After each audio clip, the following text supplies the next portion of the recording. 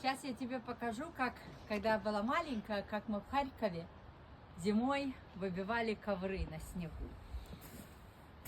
От пыли, потому что пылесосов не было. И зимой это было единственное время, когда мы могли на снегу самое лучшее избавиться от пыли. Конечно, это маленький коврик, а у нас был большой ковер. Но мы это делали с мамой вместе. С одной стороны, потом клали на другую сторону, потоптаться, чтобы пыль вышла. Вот.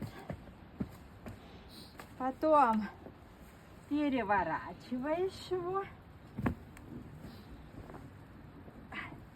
Опять почистил.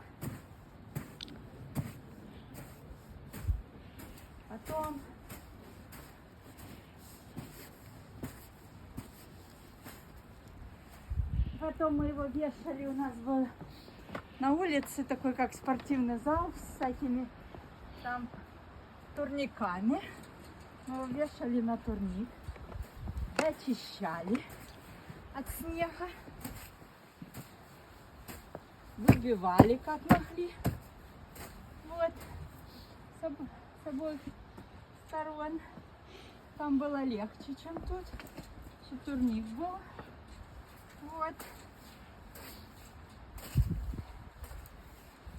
Потом несли домой и сушили на балконе. У нас был закрытый балкон, чтобы он высох, прежде чем положить его на пол. А сейчас в этом месте, где мы это все сделали, руины.